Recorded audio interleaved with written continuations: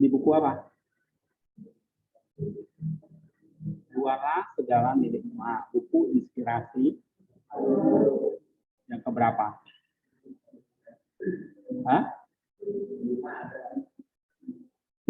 Berarti kalian belum baca nih.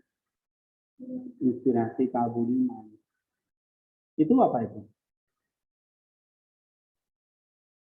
Inspirasi Kalbu 5 itu apa itu? Tugas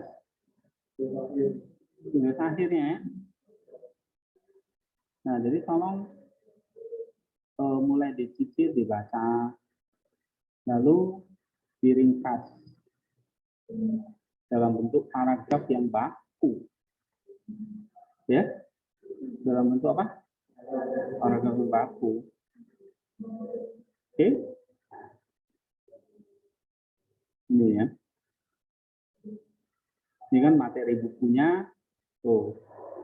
Atau spirituality. Lalu nih, tugas baca dan ringkas buku.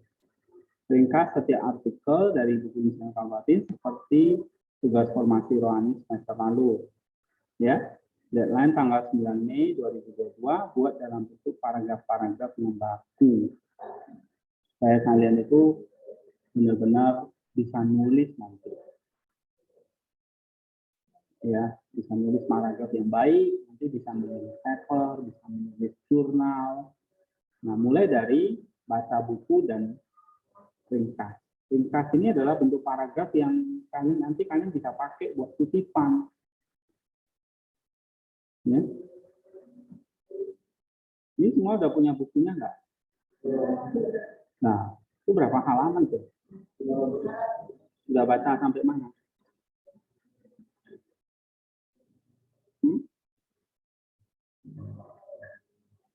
Ini kan saya tes tadi sama kalian satu artikel ini. Nah, ini terdapat di mana? Bingung kan? Nah, ini dia, ada di sini.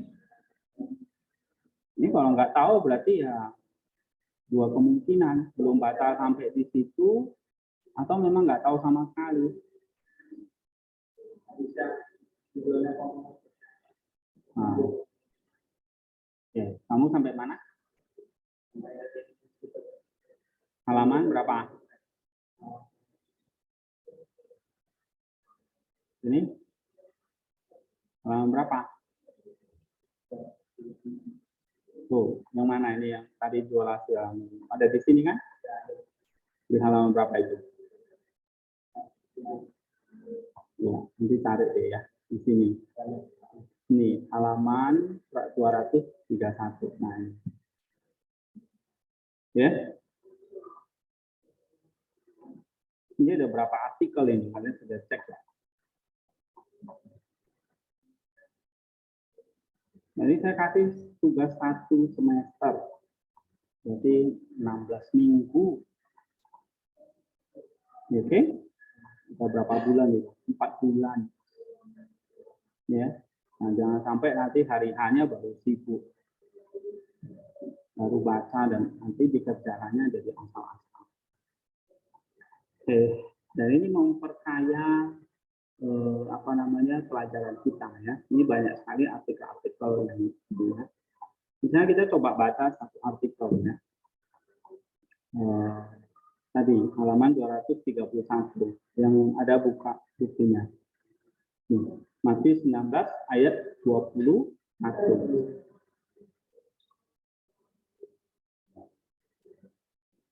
Ya. Coba satu orang bacakan Matius 19 ayat 21.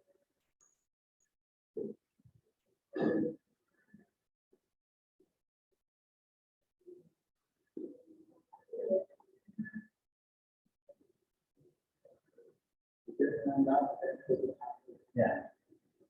Itu padanya di tahun-tahun jualan dalam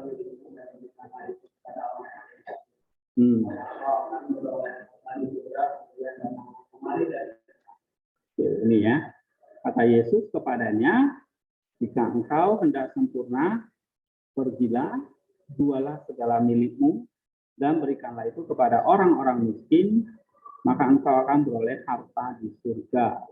Kemudian datanglah kemari dan ikutlah aku. Dan ini ada satu ikon di mana Yesus mengajar para murid. Lalu ada seorang pemuda yang kaya datang kepada Yesus menanyakan bagaimana aku bisa sempurna dan diselamatkan. Ya.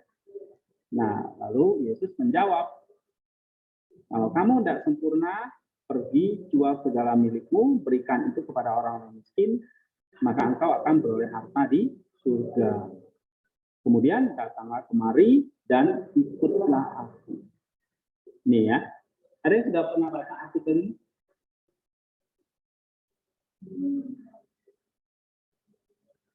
Belum. Berarti ini inspirasi kabunya belum dibaca ya? Atau belum sampai situ? Nah, kamu Maynard udah baca sampai mana? 10 halaman. Oke. Nah, nanti ada progres, lumayan lah, walaupun kecil. Happy? Belum mulai. Ini udah bulan Maret, tinggal separuh semester nih. Ya, Raymond? Belum. Padahal kamu punya banyak waktu nggak? Hah? Banyak kan? Tapi kebanyakan buat apa? Main gitar, ngobrol. Nah itu, kalian itu suka nunda-nunda. Iya kan? Nanti jadi kayak pemuda yang kaya nih, membelakangi Yesus. Fitri? Oke. Ini, Jessica? Belum mulai. Mau kapan? Tahun depan. Ini, ya? Belum juga. Padahal kalian nih ada nggak waktu untuk baca sehari misalnya satu artikel atau 2 artikel? Ada kan? Tapi kenapa kok? Nah itu kan saya ingatkan lagi, ya. Jadi 40% penilaian. Jadi kalau tugas mingguan 60. Kita nggak ada ujian. Saya maunya kalian tuh tingkat 1 itu banyak baca dulu. Oke, banyak baca, banyak tahu, ya, nah, sambil diringkas. Nah, ini kalau belum baca, bertobat lah ya. Nah, kalau menurut kalian ini ya, pemahaman kalian, apa arti ayat ini? Ini kebetulan belum ada yang baca nih, jadi nggak tahu isinya ya. Nah, pengetahuan kalian dulu. Kalau Bu Suwarni apa? Ya Pak. Ayat ini apa kira-kira pengertian yang ditangkap? Enggak, Bu Suwarni.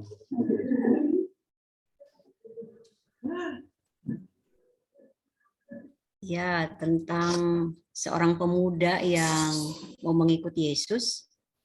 Ya, dia terikat dengan hartanya ya, dengan keterikatan apa yang dia miliki di bumi itu. Oke, jadi jual harta itu Apa? Jual seluruh harta ya, harta milik ya. Oke, terus tadi dulu apa?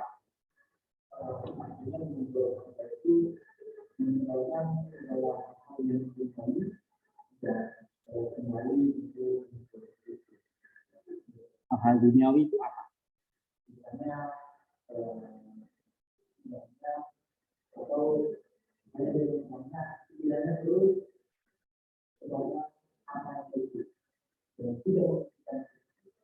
Harta ya, jadi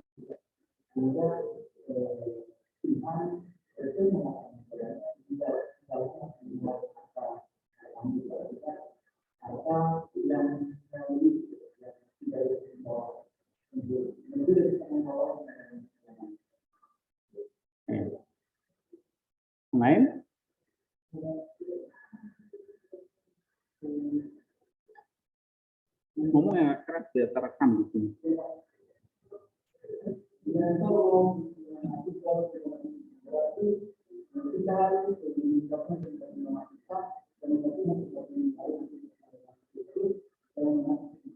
Oh, berarti menanggalkan yang jahat, melakukan yang baik ya. Jadi harta di sini bukan hanya harta saja, tapi segala hal yang jahat. Oke, thank you.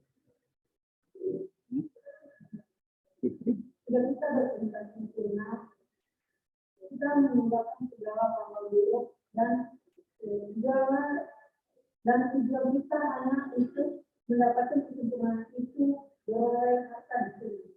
Ada hal-hal buruk juga ya, memakai TK ya. Bisa?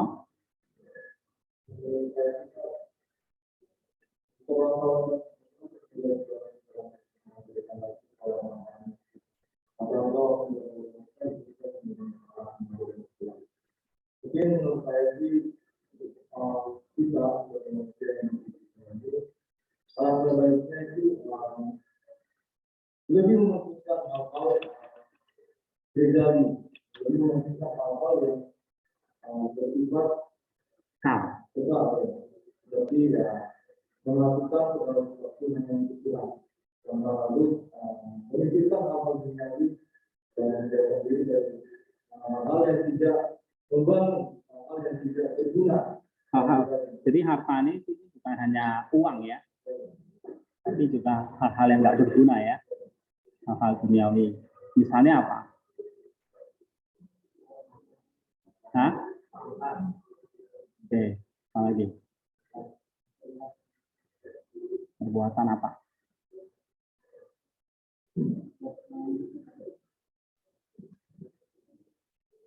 Ya, misalnya apa? Generasi apa? Perbuatan apa? Misalnya, nanti kata perbuatan duniawi itu apa? Perbuatan rohani itu apa? Egois. Egois itu apa? Misalnya apa?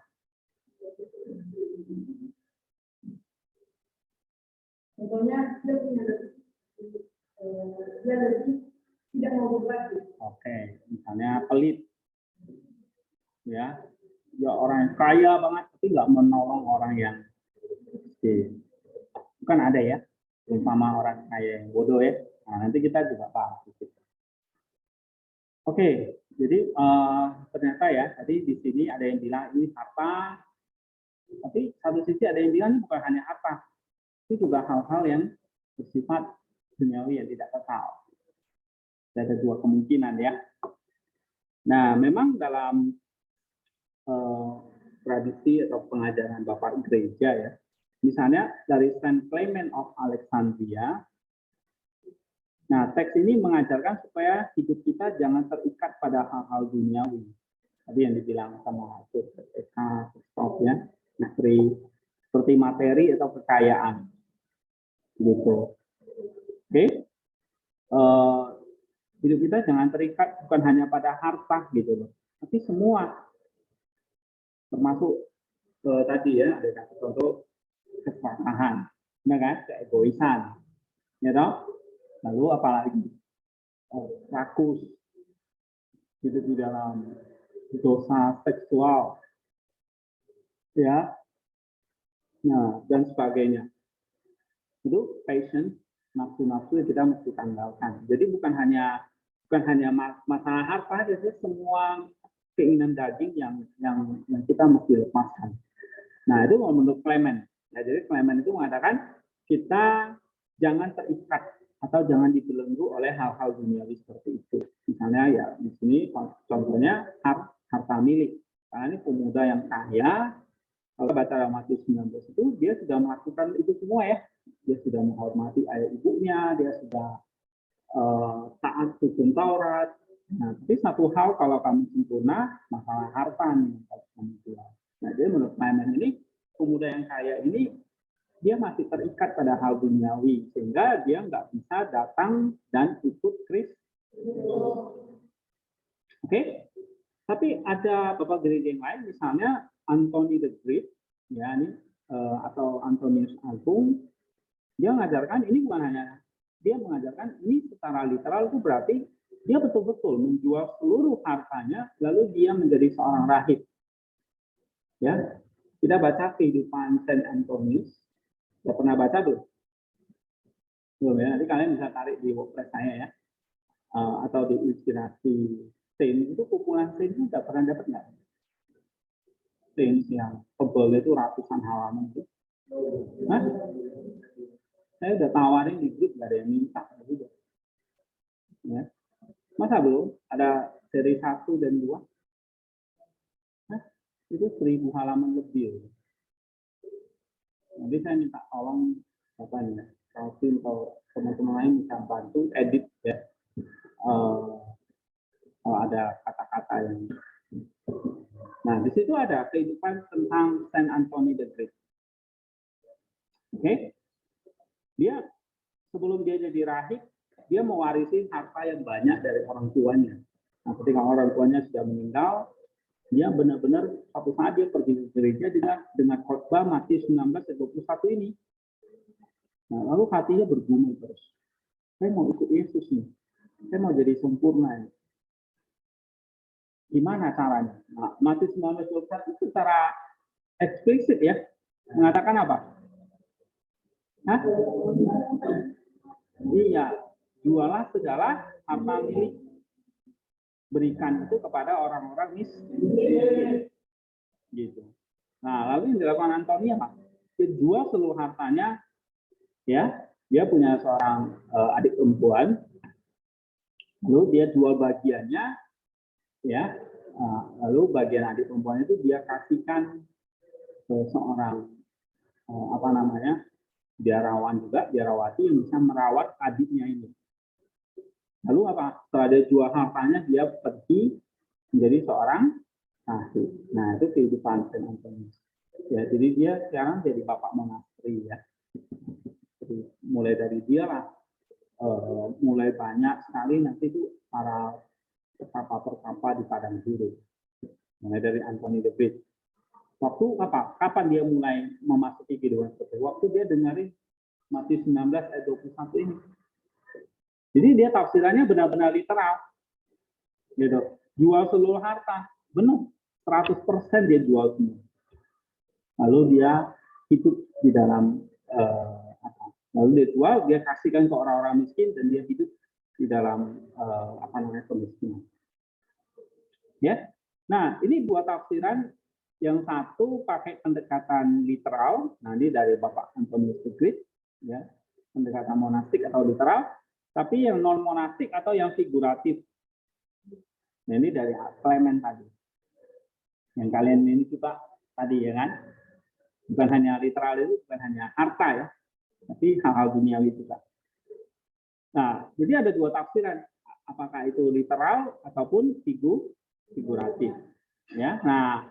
Tapi ada yang ketiga, inilah yang digabungkan oleh namanya Bapak Gereja Basil the Great atau Basilius Agung. Jadi dia gabungkan dua tafsiran ini, bahwa Tuhan sedang mengajarkan pemuda itu termasuk kita tentang hukum kasih. Nah, ini ada hukum kasih di sini. Ya, yaitu kasih kepada Allah dan kasih kepada sesama. Nah, ini tentang hukum kasih. Ya, dia gabungkan dua-duanya. Baik itu tafsiran dari Anthony the Great ataupun Clement. Memiliki harta berlebih, sementara sisi lain banyak orang hidup dalam kemiskinan sehari-hari, ini yang menyebabkan pelanggaran terhadap hukum kasih. Oke. Satu sisi kita punya harta yang berlebih, ya. Jadi ada yang bilang keegoisan itu ya. Jadi, harta berlebih, sementara sisi lain banyak orang hidup dalam kemiskinan. Nah, itu menyebabkan ada pelanggaran hukum kasih. Ya, mengasihi sesamamu seperti dirimu sendiri. Nah, berdasarkan alasan ini, Sten Basir melihat teks ini adalah ekspresi, ya, maksudnya Matius 19:21 ini adalah ekspresi hukum kasih dan bisa diterapkan untuk kedua pandangan tadi, baik itu yang monastik dan non monastik. Sehingga apapun yang kita miliki itu sebetulnya adalah ekstra, ya, apapun yang kita miliki itu sebetulnya adalah ekstra atau kelebihan di atas kebutuhan sendiri yang kita harus berikan kepada yang kekurangan atau yang membutuhkan. Jadi kayak kamu punya berlebih, berlebihan itu bukan punyamu, itu adalah milik orang yang kekurangan atau orang miskin. Nah itu baru terjadi hukum kasih. Nanti nggak? Ya, kamu berlebih apa? Pengetahuan, bagikan kepada orang yang nggak ngerti. Kamu berlebih apa? Hah? Waktu misalnya. Itu ekstra. Oh berarti kamu pakai waktu itu untuk sesuatu orang yang membutuhkan kamu. Kamu berlebih uang. Nah, berarti itu ekstra yang diberikan untuk orang yang membutuhkan. Ya. Nah, ini yang disebut oleh Basir mandat distribusi. Apa namanya? Mandat distribusi. Ya, nah mandat distribusinya untuk menjaga keseimbangan di dalam komunitas. Nah, komunitas di sini siapa yang berlebih, kasih yang berkurang. Sehingga terpenuhi hukum kasih itu. Oke? Nah, sehingga terjadi keseimbangan di dalam komunitas. Ya. Jadi, apa yang kamu miliki itu sebetulnya adalah ekstra. Ekstra itu ada yang di atas kebutuhan sendiri. Pasti kita punya ekstra. Kita punya kelebihan. Baik itu banyak atau sedikit. Saya nggak bilang ekstra itu, oh, dia harus jadi konglomerat orang kaya ini. Ya. Kamu di sini, kita semua di sini, semua punya kebutuhan. Ya. Tapi Tuhan selalu kasih ekstra. Tapi ada orang-orang yang memang apa mengalami kekurangan. Ya. Nah, kita perlu menjalankan namanya mandat distribusi. Jadi hukum kasih itu bisa berlaku kalau ada mandat distribusi. Kalau enggak ya cuma sekedar slogan. Oke? Menjaga keseimbangan komunitas. Sebab itu kita perlu membatasi kebutuhan sendiri dengan cara berbagi kasih kepada yang kekurangan. Ya. Tanpa membatasi kebutuhan, pasti kita tidak bisa berbagi. Nah, aduh Pak, saya nggak ada ekstra nih, kebutuhan saya aja nggak cukup. Kebutuhan saya aja nggak cukup. Ya, kita nggak akan pernah bisa berbagi. Karena apa? Kebutuhan kita itu nggak akan pernah cukup. Contohnya, ini kita baca, kalau kita nggak batasi kebutuhan kita, pasti kita bisa berbagi. Ini ya. Karena apa? Kebutuhan itu pasti nggak cukup. Makanya kita harus batasi. Oke? Nah, saya bahas menjawab hal ini dengan perumpamaan Tuhan tentang orang kaya yang bodoh. Oke, dalam Lukas 13 sampai 21 itu. Ini cerita tentang orang kaya yang bodoh. Dia selalu menumpuk hartanya. Sudah dapat sekian, dia simpan di lumbungnya. Lalu dia dapat lagi. Dia tambah lagi lumbungnya sampai lumbungnya itu nggak muat. Lalu dia bikin lagi lumbung yang lain. Nah, itu ekstranya udah banyak, tapi dia merasa tidak cukup. Dia bangun lagi tanpa dia mau membagikan kepada orang yang berkekurangan. Nah, ini gambaran diri kita sebetulnya. Ya, ayat 18 dikatakan, lalu katanya, inilah yang aku akan lumbung-lumbung dan aku akan mendirikan yang lebih besar dan aku akan menyimpan di dalamnya segala gandum dan barang-barangku. Lihat. Dia jalankan nggak mandat distribusi? Enggak. Tapi dia justru membangun lumbung yang baru. Kenapa? Karena dia nggak membatasi kebutuhannya. Ya. Lihat di sini. Dia merombak lumbung-lumbungku supaya dia bisa membangun yang lebih besar. Dan dia bisa simpan lebih banyak. Nah, merombak lumbung-lumbung di sini adalah satu gambaran kebutuhan yang diperluas, kebutuhan yang terus ditambah. Ya, lumbung itu kebutuhan manusia. Merombaknya berarti kebutuhan yang disesuaikan dengan keadaan yang terjadi di sekitar kita. Kita rombak lagi lumbung kita, berarti kebutuhan kita tambah lagi. Ngerti nggak maksud saya? Ya.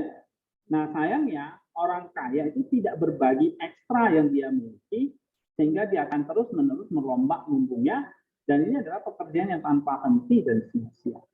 Nah, itulah kebodohan dia. Karena apa? Dia hidup di dalam kerakusan, tidak menjalankan mandat istri, itu juga kebodohan orang kaya. Dia mungkin pintar cari uang, tapi begitu uang didapat, dia terus simpan, dan nggak pernah cukup. Nah, tapi dia tidak membagi itu kepada orang yang miskin. Itulah kebodohan. Oke? Nah, kita mungkin nggak seperti orang kaya yang banyak harta, ya, atau punya ekstra yang berlimpah, sampai lumbung-lumbungnya banyak sekali. Ya, kita orang sederhana, kita orang yang mas-masan. Gitu.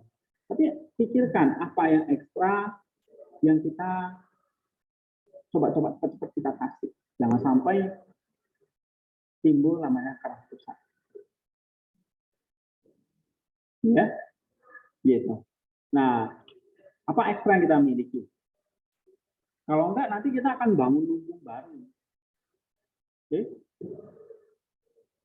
Lumbung itu kebutuhan kita, kebutuhan manusia. Tapi merombaknya, ini berarti kebutuhan yang diperluas. Nah, diperluasnya ada batasannya. Nah, nggak ada kan? Mau sampai berapa besar atau banyak lumbung kita? Nggak ada batasannya. Nah, ini artinya apa? Lumbung itu kebutuhan, tapi nggak ada batasannya.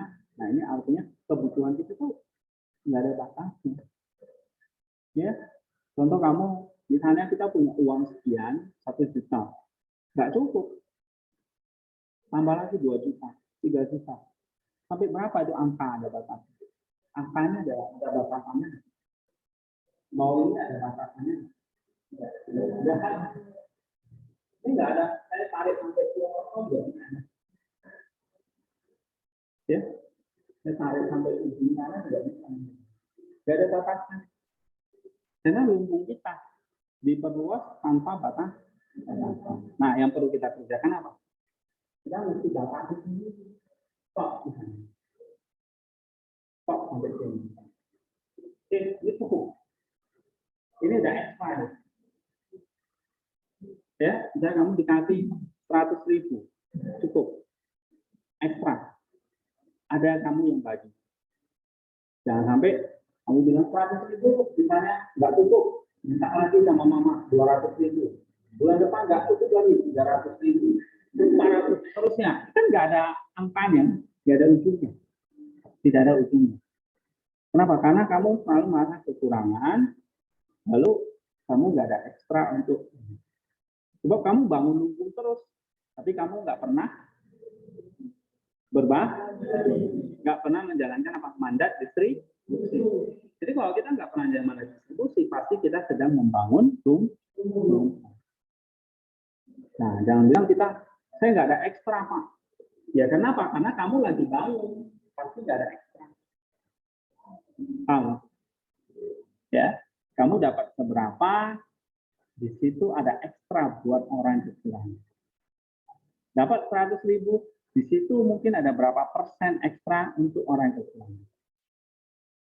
Dapat 1 juta, di situ juga ada ekstra. Bahkan dapat cuma 50.000, 10.000, di situ juga ada mandat distribusinya.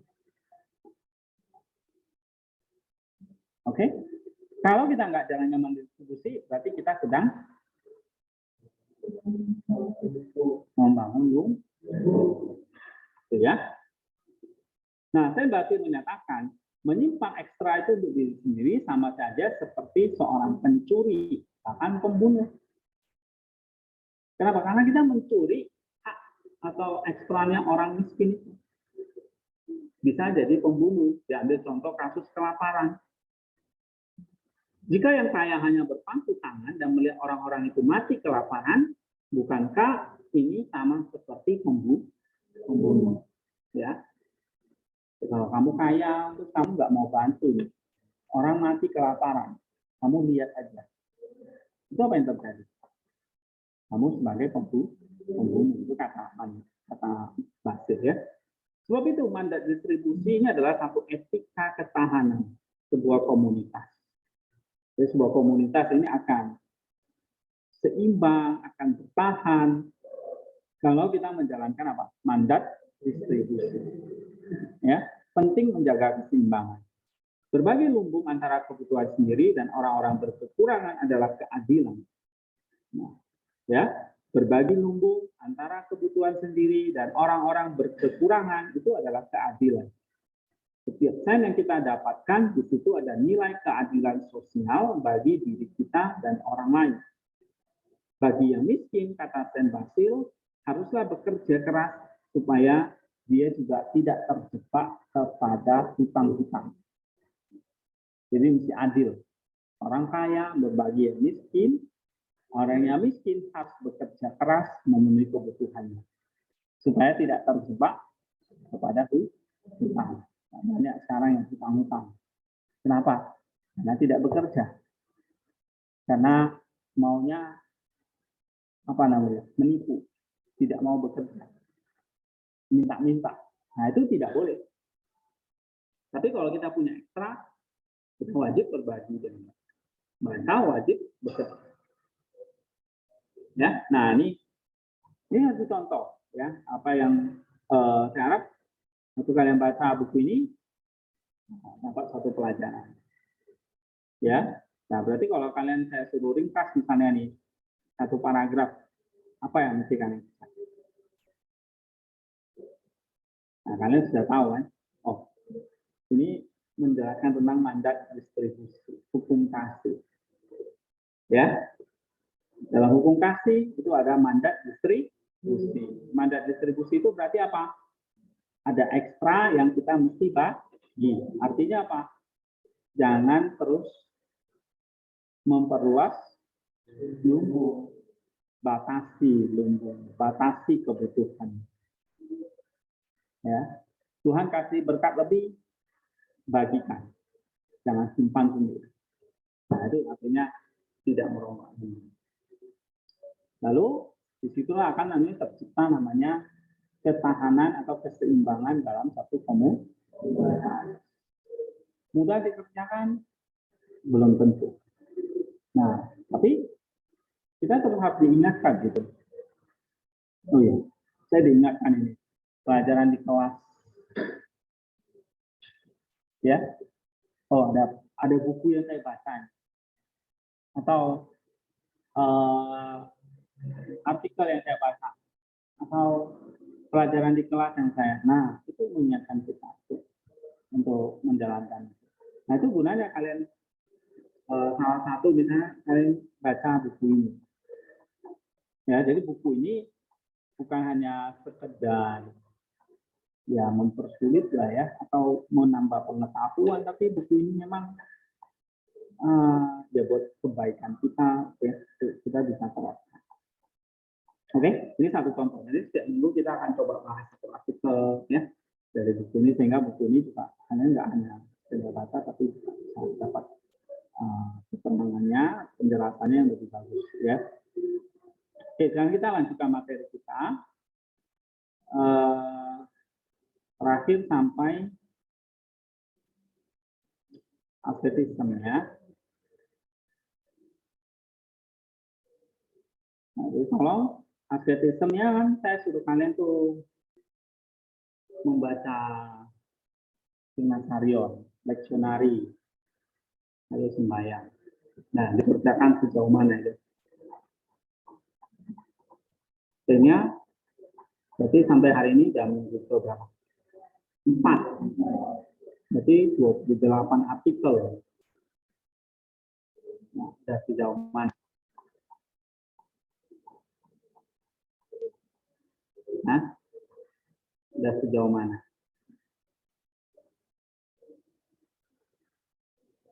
Nah, Sudah sejauh mana? Berapa artikel? Fitri? Hah? Belum. Kenapa? Presnya nggak kebuk. Loh, kan kamu tinggal gitu. Bukan, nggak perlu password, kan buka punya saya nggak perlu password. Klik linknya aja udah kebuka sendiri. Gitu. Ya, udah langsung otomatis ini kebuka di Chrome. Ya. Gitu. Terus apa lagi? Dictionary-nya dibaca. Dictionary itu kan saya kasih terus di grup ya. Atau lihat di mana? Aplikasi apa? Nah, udah diinstal tuh. Sudah. Nih? Belum. Kamu? Belum. Nih? Belum. Udah. Apa? Nggak bisa pakai. Kenapa?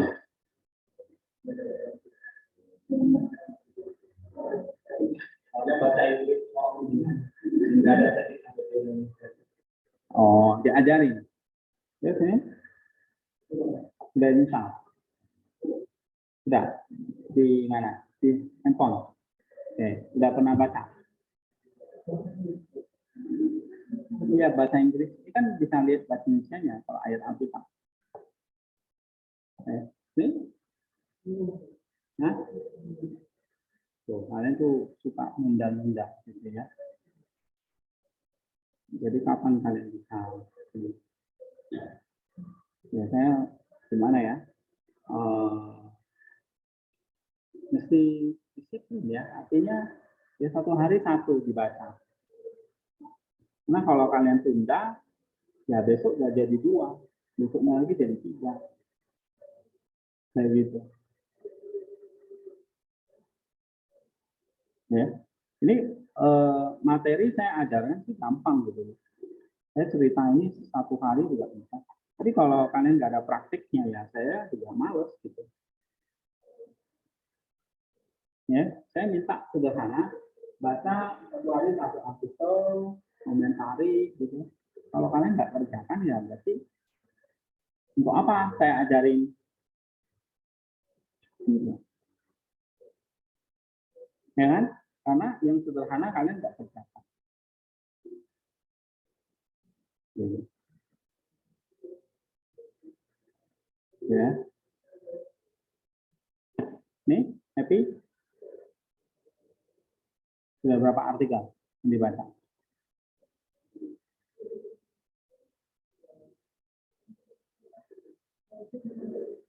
Hah? Cuma belum komen. Sulit ya kalau satu hari suruh baca satu itu susah. Nah, nggak ada waktu. Atau gimana sih kalian? Maunya gimana? Satu hari baca leksionarinya, baca ayat Alkitabnya, baca sains-nya, ya, itu gitu. Satu hari satu tuh kayaknya impossible, nggak mungkin. Atau mungkin? Nah, ya saya kan bukan penagih utang gitu ya. Nggak ada untungnya buat saya. Kalian nggak baca ya itu urusan kalian gitu. Tapi dalam kelas ini kan wajib ya. Yang grup itu kan banyak tuh 100 lebih tuh. Mereka baca nggak baca nggak ada urusan sama saya. Nah kalian ini yang berurusan sama saya ini. Jadi mau gimana? Saya sudah dorong-dorong nih 1 bulan ini. Nah, apa sangat sulit gitu? Atau Misalnya hari ini nggak, besok baca, tapi nggak ada yang sampai 1 minggu nggak baca, atau 2 minggu. Ya, misalnya sampai hari ini kan harusnya paling tidak 28 nih. Nah, kamu sudah berapa? Hah? Nah, oke, ini? Hah? 25. Nih? Hah? Nah, ini? Nih? Nih? Ya, dulu. Ya. Itu kan rata-rata udah oke. Ya, leksionarinya ini dari Alkitabnya. Jadi biasakan ya, sampai nanti kalian tuh jadi 3 bulan, 4 bulan itu jadi kebiasaan. Ngerti nggak maksud saya? Kayak pakai masker ini kan, awalnya juga susah ya. Tapi lama-lama jadi terbiasa. Ya. Tapi kalau kita nggak maksa ya nggak bisa. Oke, leksionari. Lalu ini sembahyang. Hah? Ayo, berapa kali? Nih, Remon. Kali. 1 minggu ini. Itu pagi atau malam? Bagus sekali. Kenapa kok sekali? Saya suruh setiap hari 1 kali kan? Nih, Eka?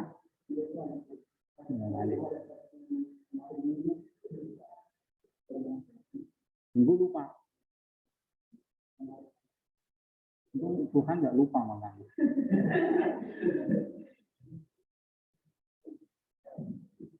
Nih, pisau.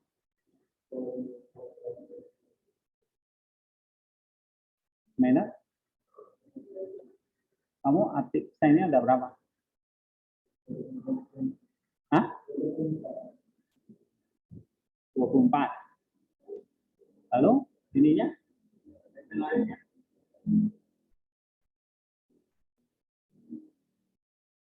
Belum pernah. Jadi mau kapan ini? Hah? Sekarang ya? Jadi kamu utang berapa? Leksionarinya utang berapa? Berapa? Dari minggu lalu kan saya suruh. Jadi 2 minggu ya. Ya. Soalnya sembayangnya kurang banget. Sembayangnya berapa kali? 1 kali. Itu sambil tidur. Aminnya besok.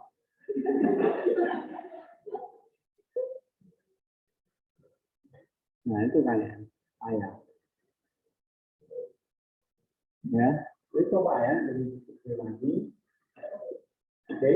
Tiap hari 1 artikel leksionarinya dibaca. Lumayan. Itu enggak lama kok. Asal kalian itu ingat ya. Luangkan waktu, baca pelan-pelan, sembahyangnya itu baca Mazmurnya ya kan, ayat Alkitabnya. Nah itu mah, kalian tujuan kalian sekolah di sini apa sih? Makan Indomie? Enggak kan? Isiin kan? Ya, isi hatinya. Ya, kamu tujuannya apa? Belajar apa? Hah? Belajar malas? Enggak kan? Belajar berarti harus belajarnya harus apa? Kalau orang yang mau belajar itu berarti apa? Iya, itu rajin. Ya toh? Bukan malas-malas di sini. Ya, apalagi kita belajar tentang apa ini? Marketing gitu. Oke? tolong satu minggu ini lebih disiplin lagi, ya. Waktu kalian bikin tugas mingguannya gimana? Tadinya berapa kalian? Ada nggak? Skenario berapa? 7. Maksudnya 7 kali 7 hari, ya kan? Kita kasih tahu. Karena ini skenario berapa? 7. Kembaliannya? Kayaknya itu. Kalau ada yang bolong, ya ganti. Misalnya cuma 5, itu kurang 2. Gitu. Ya. Nah, ini pemuritan kalian. Jadi, ini 1 bulan ini nanti inilah ya. Tapi kalau nanti kalian itu bandel ya, ini saya kerasin. Oke, Ibu Sumarni lantar ya. Ibu Sumarni malah 10 kali. Saya tambah khotbah lagi kan. Skenario mungkin lebih dari 7 kali. Oke. Kita lihat di sini, working in community develop our soul. Jadi salah satu asketisme kita memang kita nggak hanya asketik sendiri ya, tapi spiritual itu juga dibangun di dalam komunitas. Oke, ada namanya community activity. Nah, misalnya ini, kalian baca screen, boleh saling diskusi. Ya kan? Yang sistem yang satu. Saling diskusi, ini cerita apa ya? Nah, gitu. Oh, ini tentang ini ya, kamu dapat apa? Nah, itu artinya working in community. Itu tujuannya apa? Tujuannya adalah develop our soul. Ya, artinya untuk pertumbuhan atau spiritual growth. Oke? Nah, jadi kita butuh tetangga, kita butuh sesama untuk belajar mengasihi Tuhan. Nggak bisa sendiri. Kristus juga seperti itu. Dia butuh para murid untuk memberitakan Injilnya. Ya, Roh Kudus datang diutus untuk menolong. Ya kan? Dia adalah Roh penolong. Nah, itu menunjukkan Allah sendiri adalah Allah yang saling membutuhkan. Bapa mengutus anak. Anak menjalankan misi Bapa. Lalu Roh Kudus diutus oleh Bapa melalui anak untuk menolong para rasul. Ya kan? Menolong gereja. Saling kerjasama kan? Itu namanya komunitas. Ya, Allah sendiri adalah Allah yang berkomunitas. Ya, Bapa untuk menjalankan misinya melalui anak. Roh Kudus menyempurnakan,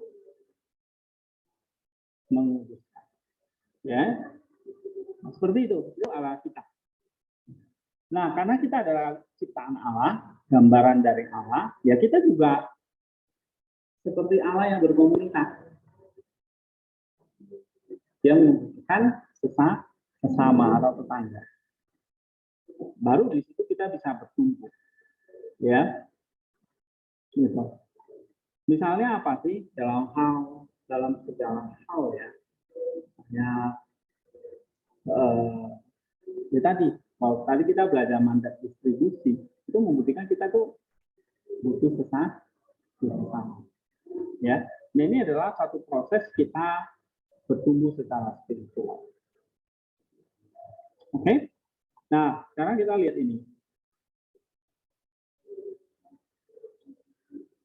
Allah itu yang berkomunitas tadi, ya, berarti adalah Allah yang tidak sendiri. Dia berkomunitas dalam dirinya. Ya, Bapa dan Anak dan Roh Oke. Nah, itu adalah pengalaman Allah yang saling mengasihi. Nah, jadi dalam komunitas itu adalah komunitas kasih.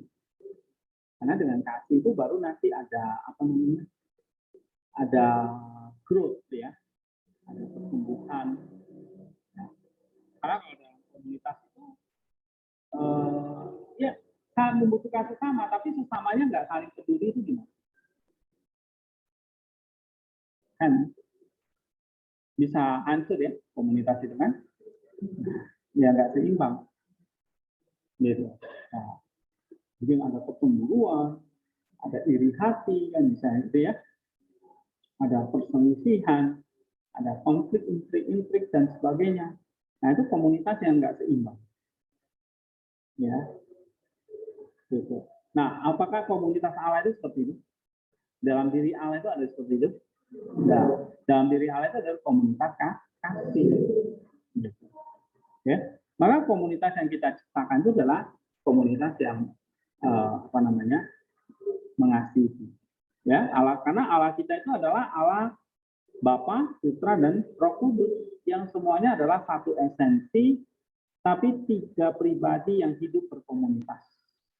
Sekali lagi, Allah itu satu dalam hal esensi, tapi tiga personal divine atau tiga pribadi yang berkomunitas. Nah, komunitasnya adalah komunitas yang diikat oleh kasih, by love. Ini dia.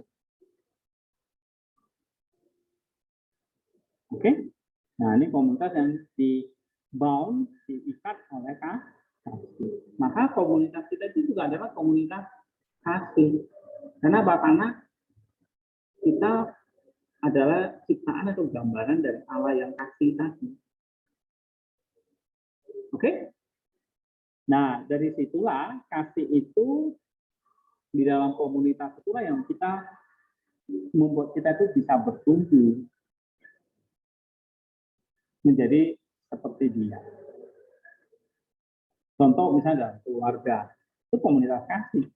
Jadi bukan hanya hubungan suami istri, anak, orang tua begitu. Tapi itu adalah hubungan kasih dalam keluarga.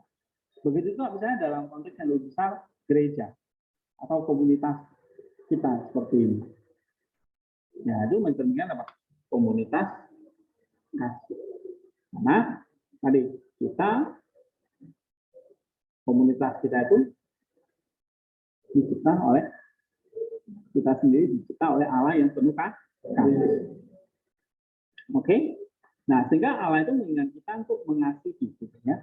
Nah, kalau kita diciptakan in the likeness of the Son dalam rupa Kristus, dalam rupa Allah, ya, dan Kristus itu sendiri menunjukkan kasihnya kepada kita, maka kasihnya itulah yang harusnya kita tiru. Oke? Sebab apa? Sebab kan waktu kamu jadi orang percaya, kamu dibaptis di dalam Kristus, berarti kamu menerima kasih. Kamu ikut perjamuan kudus, minum dan makan daging dan darah. Berarti yang kamu makan dan minum itu adalah kasih Allah. Oke?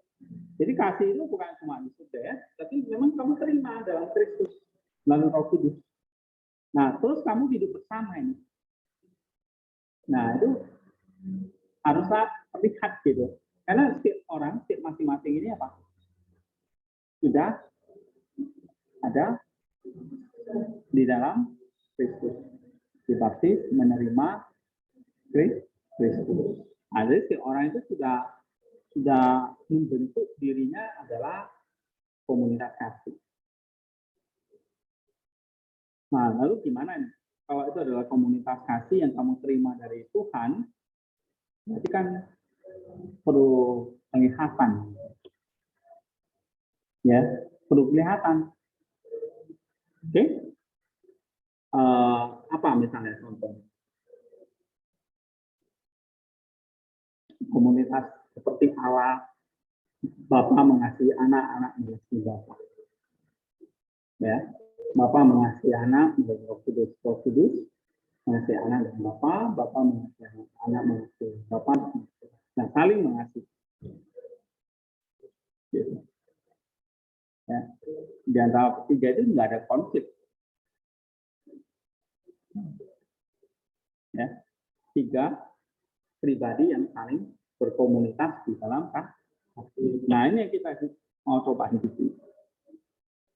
Oke, nah Dimitru mengatakan bahwa oleh Roh Kudus kita dibangkitkan kepada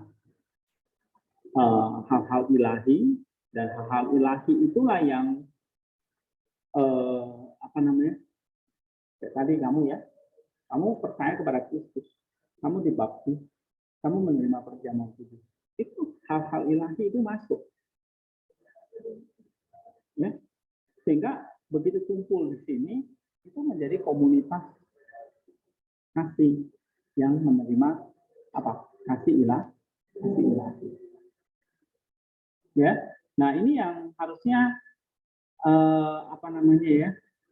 Mengubah kita. Dengan ini perjalanan teosis kita itu dimulai. Ya, kehidupan spiritual kita dimulai.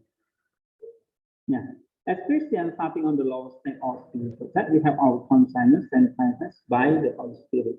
Oke, jadi kita punya satu kesadaran yang terus dibimbing oleh Roh Kudus. Ya, kita tahu ini memang satu hubungan yang terus menerus dengan Dia, tidak bisa putus. Ya. Dan kita tahu di sini bahwa kita juga dipanggil untuk berkomunitas dengan Allah. Nah, jadi kamu menarik. Kita berkomunitas dengan sesama, itu artinya kita juga berkomunitas dengan Allah. Komunitasmu dengan sesama, itu menunjukkan komunitasmu dengan Allah. Tadi kan misalnya contohnya ya, orang kaya yang banyak hartanya tadi. Dia nggak peduli sama orang miskin. Berarti dia nggak mau berkomunitas kan dengan orang miskin. Nah, itu mencerminkan hubungannya dengan Allah itu terputus. Jadi kalau kita hidup dalam komunitas tapi tidak di dalam kasih, maka kita sedang tidak berkomunitas atau berrelasi dengan Allah. Ya, maka Yohanes mengatakan kalau kita mengasihi Allah yang tidak kelihatan, bagaimana kita bisa mengasihi Allah yang tidak kelihatan? Yang kelihatan aja kamu nggak bisa. Apalagi yang kamu tidak lihat. Oke? Nah, itu contohnya. Jadi kalau kita lihat di sini, apa namanya ya? Dimitru mengatakan bahwa komunitas yang penuh kasih di antara sesama kita itu menunjukkan komunitas kita dengan Allah. Oke? Nah, kenapa? Karena sebetulnya Kristus itu sudah memberikan kita itu, ya, di dalam baptisan, di dalam waktu kita menerima baptisan itu kita menerima Roh Kudus, waktu kita mengambil tubuh dan darahnya, ya, bahkan waktu kita baca firman Allah, kita ya kayak kalian ini ya, kalian bisa baca firman, sembahyang, itu kita menerima kasih.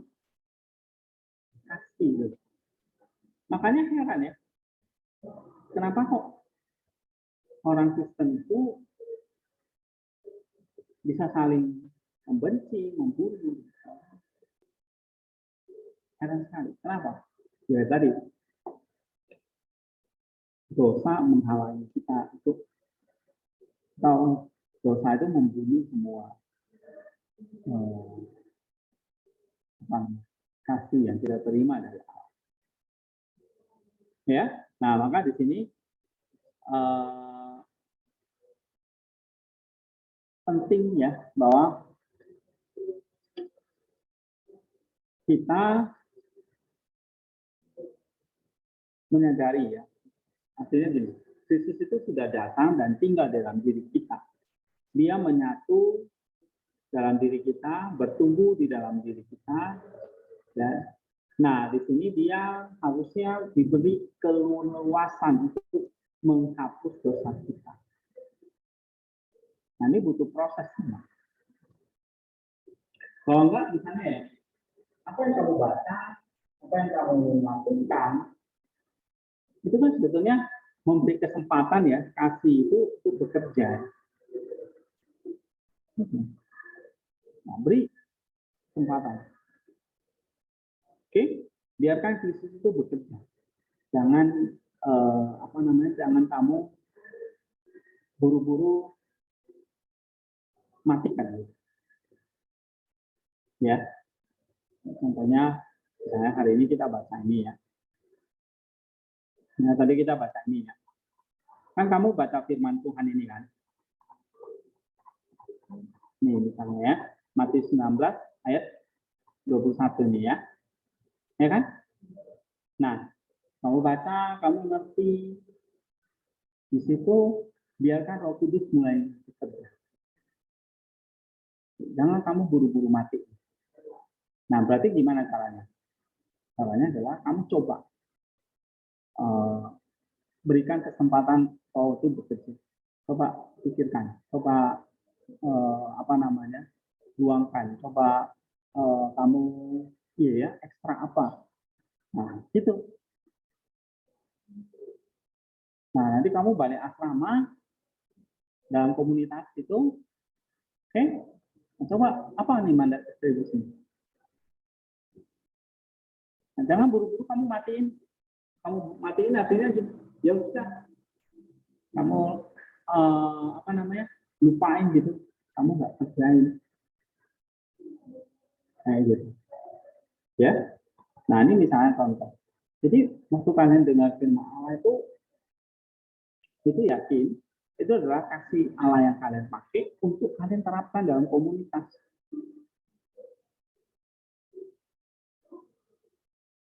Nah, itu berarti memberikan kesempatan apa? Kesempatan kepada Kristus untuk makin lama nanti makin mengikis dosa-dosa kita. Ya. Nah, ini yang disebut kita mengalami spiritual ascent. Spiritual ascent itu artinya ya kita mencoba mendaki. Nah, jangan langsung kayak ada perumpamaan Tuhan kan. Benih yang ditabur, tapi belum sempat bertumbuh, benih itu sudah dimakan burung. Nah, itu artinya benih itu belum sempat bekerja. Sudah mati duluan. Ya. Nah, jadi kita ya, dengar apa nih hari ini? Mungkin banyak ya kan? Dengar kuliah, mungkin dengar khotbah di chapel, kalian baca sendiri. Nah, itu apa yang kira-kira Roh itu mau berikan Roh itu bekerja? Oke? Nah, itu namanya spiritual action yang akan membawa kita dekat kepada Allah. Ini adalah satu ascent itu artinya daki ya, pendakian atau kenaikan. Ya, satu langkah spiritual di mana kita adalah gereja yang di bumi untuk mendekat kepada gereja yang di surga. The church on earth and the church in heaven. Nah, gereja yang di bumi memang kelihatan kita ini, tapi gereja yang di surga itu yang invisible, yang tidak kelihatan. Nah, yang artinya kita tuh mau mendaki ke sana, ada tangga di situ. Nah, tangganya adalah apa? Tangga spiritual yang memang nggak kelihatan. Oke? Nah, yang itu namanya spiritual ascent yang kita mesti daki ya, naik sampai kepada the church in heaven. Ya. Nah, makanya tangga itu ya, ini kalian lihat ada tangga. Ini naiknya sama-sama komunitas. Kalau bisa gereja ya komunitas ini.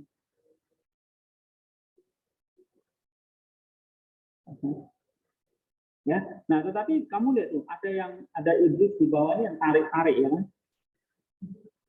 Nah, tarik-tarik supaya jatuh. Nah, iblis ini selalu ada. Dan di sini yang memberi semangat adalah mereka dan orang kudus.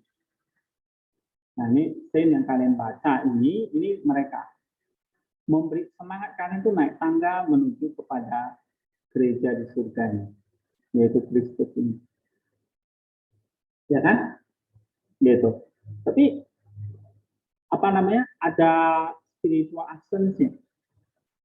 Nah, jadi misalnya kalian udah baca belum? Udah 20 sekian.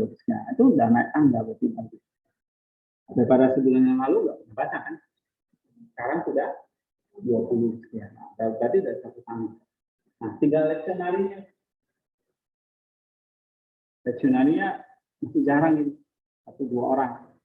Naik tangga lagi. Dinaikin. Ya kan? Karena sembayangnya. Ini kan bisa digabung. Oke? Leksionari. Nah, itu spiritual action. Oke? Tapi yang memberi semangat apa? Orang tuh atau para malaikat. Tapi di bawah ini ada apa ini? Inilah orang-orang orang kaya yang bodoh itu semua ada di sini. Yang sudah menyesal, tapi sudah terlambat. Ya. Nah, ini orang-orang yang sudah mati tapi berdosa ini sudah terlambat ini. Mereka memohon-mohon ini. Gitu. Tapi sudah terlambat, tidak ada waktu pertobatan lagi. Nah, sementara ini kamu lihat iblis berusaha apa? Menarik. Nah, ini yang saya bilang tadi dosa tadi. Ya, dosa itu kalau menarik kamu berarti ini apa? Menghambat kamu naik tangga. Padahal kamu lagi posisi tangga. Oke. Nah, ini satu gambaran ya. Kehidupan spiritual kita itu seperti itu. Ada tangga-tangga yang kamu mesti daki. Nah, oleh Bapak Gereja itu dibagi menjadi 3 bagian, yaitu practical faith, contemplative faith, dan mystical knowledge. Apa yang pertama? Practical faith, contemplative faith, mystical knowledge. Nah, ini tiga step atau 3 tangga yang kita mesti daki. Ya. Tapi kita bisa jatuh nggak nih? Bisa. Nah, contoh ya kasus temanmu lah. Siapa? Si Febri. Ya, dia baru mulai naik tangga ini. Ya, mungkin tangganya masih di bawah lah. Waktu lagi daki, si iblis datang membujuk. Akhirnya jatuh. Ya. Nah, contoh ada temanmu juga di kelas ini Susan. Ya dong, nah, 2 orang tuh. Dulu ada siapa lagi? Manuel. Itu. Berarti ada berapa orang? 4. Nanti nyusul siapa? Enak. Nah.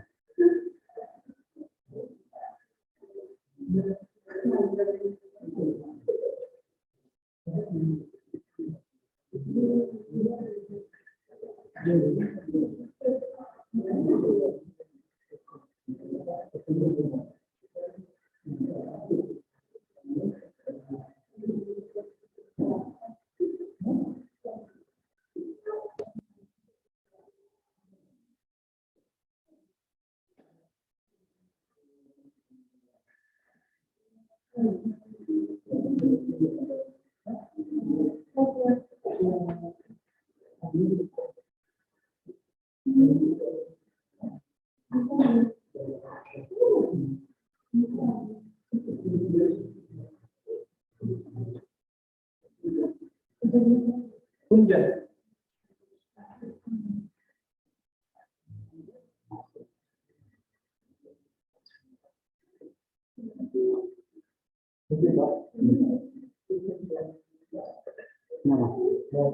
Oh ya. Oke, nah tadi tangga ya. Mungkin kita masih ada di bawah di sini, ya.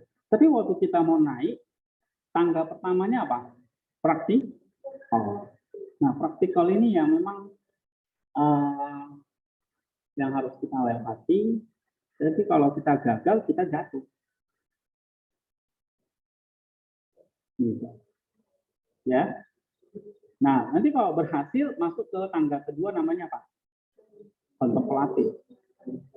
Kalau berhasil lagi, mystical knowledge. Ya, coba. Yang pertama praktikal, kontemplatif, dan mystical. Oke.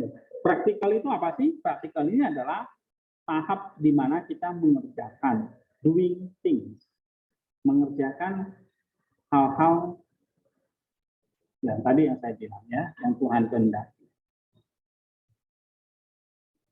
Nah, ini apa? Ini artinya kita menaklukkan passion kita, nafsu, dan kerjakan perbuatan baik. Jadi practical faith itu dua, melawan nafsu, dan yang kedua mengerjakan kita. Misalnya mandat distribusi kan. Ya.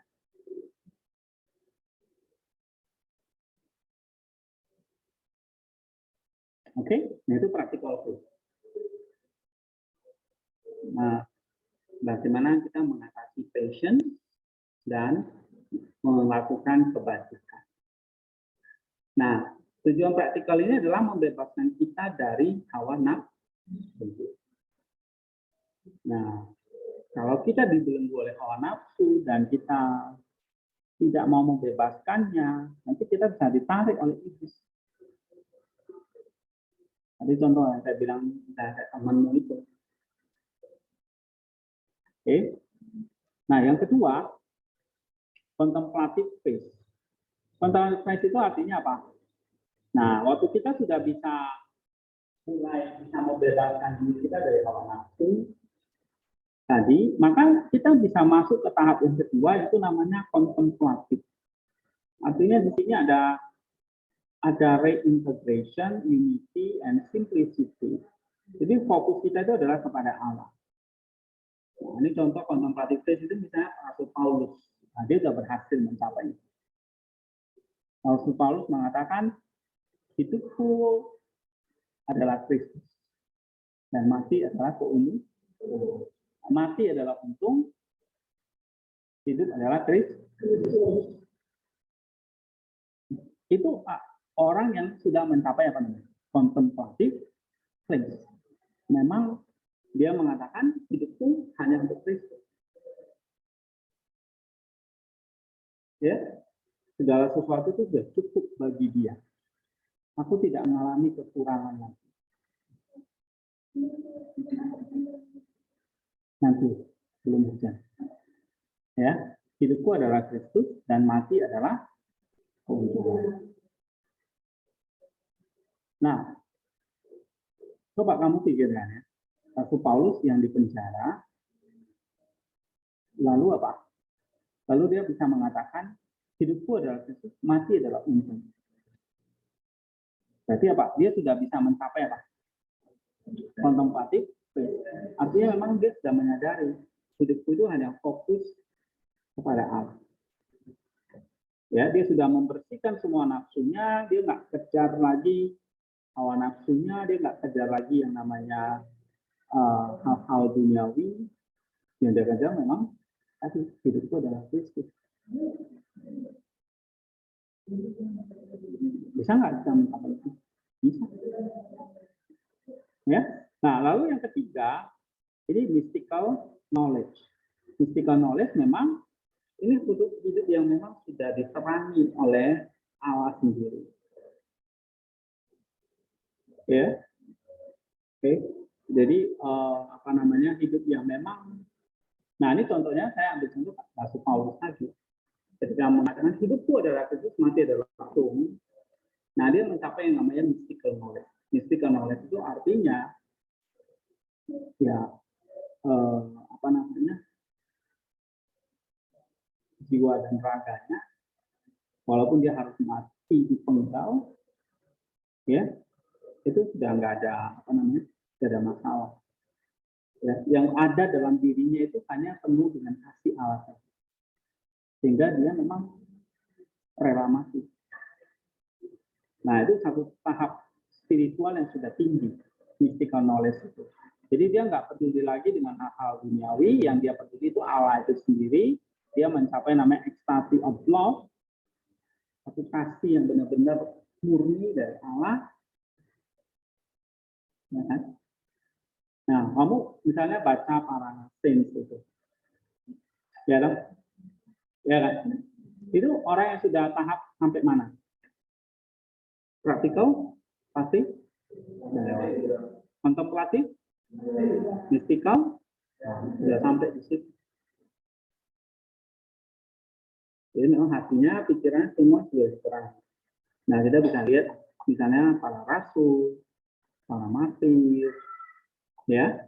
Nah, ini orang-orang yang sudah di sini. Ini artinya orang yang sudah mencapai 3 tahap itu. Mereka soalnya sudah mendaki 3 tangga ini, Pak. Nah, baru di sini mereka menang. Ya. Jadi kalau misalnya, Pak, kok bisa ya, saya itu rela mati dan gini-gini, kayaknya nggak benar deh, ini nggak mungkin deh. Kamu beranggapan gitu kan? Kenapa? Karena kamu masih di praktikal. Kamu masih di bawah ini. Sehingga apa yang mereka lakukan itu kayaknya nggak mungkin deh. Nah, nanti kalau kita udah naik, ya, sampai mystical, maka kayak Rasul Paulus, semuanya itu adalah rugi. Karena pengenalanku akan Kristus.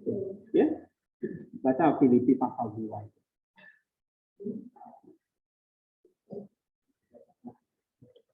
Ya, Filipi pasal 2 itu. Pasal 3 ya, sorry. Pasal 3. Ya.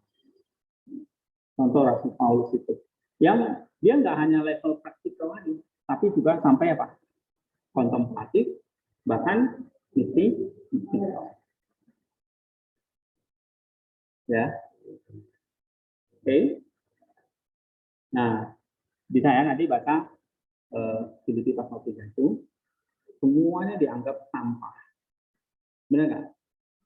Yang dianggap rugi itu apa? Itu hal-hal masa lalu. Sekarang dia hanya hidup mau memperoleh Kristus. Nah, so, pasal 3 ayat berapa itu? Baca ayat yang ke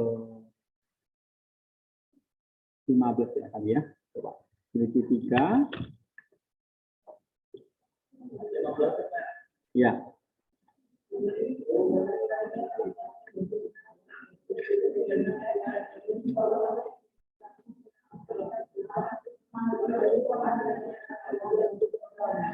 Ya, sebelum itu berarti ya. 18 tadi ya. 14 ya.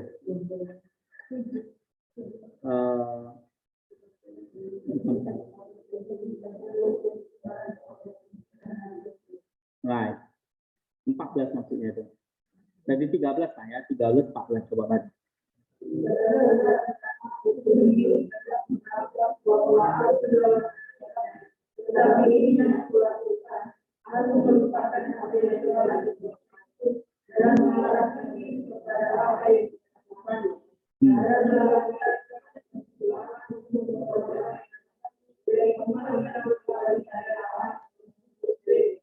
Nah itu. Jadi dia berlari-lari oleh ini Kristus ini, mystical knowledge. Kenapa? Karena dia udah nggak ada beban lagi di belakang. Ya. Nah, sama seperti cerita-cerita yang kita baca, itu adalah orang-orang yang sudah mencapai mystical knowledge atau yang namanya perfection. Ya, istilahnya ada purification, itu sebetulnya sama dengan practical faith. Lalu illumination itu namanya kontemplatif, perfection itu dari mystical knowledge. Istilahnya itu sama ya. Nah, sekarang ini, nanti kita akan pelajari bagaimana kita bisa mencapai tahap-tahap ini, mencapai atau mengerjakan praktikal dulu. Lalu gimana kalau kontemplatif itu apa? Lalu mistikal itu seperti apa? Ya, nah ini progres kita atau apa namanya pertumbuhan kita. Alright? Oke, nah nanti minggu depan kita akan bahas apa namanya langkah-langkah ini. Yang pertama practical phase, apa itu yang harus kita lawan? Nafsu. Setelah itu fokus pada Allah. Ya, setelah itu apa namanya? Tadi yang Rasul Paulus tadi. Hidupku adalah Kristus, mati adalah untuk yang Tuhan. Oke? Atau ekstasi of love. Yang ada cuma hanya kasih kepada Allah saja. Ya, ini kasih kepada Allah, ini fokus kepada Allah, ini mengatasi hawa nafsu dan mengerjakan virtues atau kebajikan-kebajikan. Nah, kebajikan-kebajikan apa yang kita mesti kerjakan? Ada iman, takut akan Allah, pengendalian diri, kesabaran, pengharapan, ini melawan nafsu, dan kasih. Nah, ini kita mesti kerjakan waktu kita melakukan tahap 1. Ya. Nah, minggu depan kita akan mulai membahas melawan nafsu itu seperti apa. Patience itu apa. Oke? Ini ada orang puskesmas datang ya.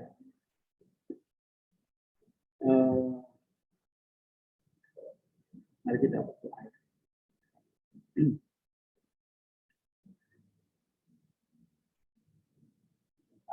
Suami boleh itu kita doa ya.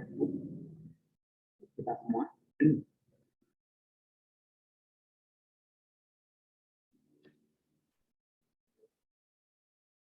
Ya, mungkin unmute dulu. Oke. Ya, mari kita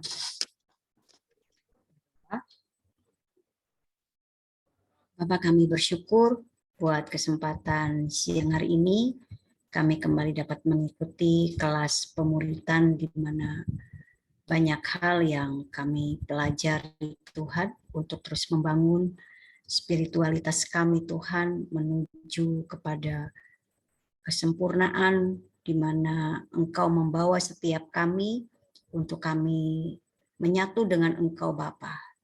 Terima kasih Bapa, biarlah pengurapan-Mu, kasih karunia-Mu terus menolong kami, bukan hanya sekedar kami memahami setiap pelajaran yang kami dapat Tuhan pada siang hari ini, tapi kami pun diberikan kemampuan untuk terus mendisiplin diri, untuk kami melatih diri kami, jiwa kami Tuhan, untuk kami tunduk kepada tuntunan kuasa Roh-Mu, untuk kami menyendengkan telinga kami, menyendengkan seluruh kehidupan kami hanya kepada perkara-perkara yang Tuhan inginkan ada untuk kami boleh alami. Terima kasih Bapak. Terima kasih berkati Pak Hendy yang sudah mengajar kami pada siang hari ini dalam keluarganya, dalam setiap tanggung jawab tugas dan apapun yang Tuhan percayakan.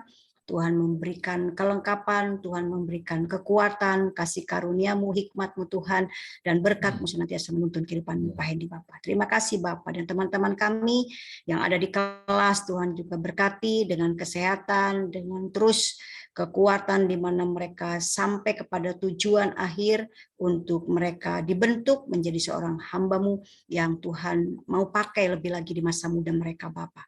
Terima kasih Bapak, kami bersyukur di dalam nama Yesus kami berdoa. Haleluya. Amin. Terima kasih Bu. Sampai ketemu ya. Pak. Minggu depan. Ya Pak.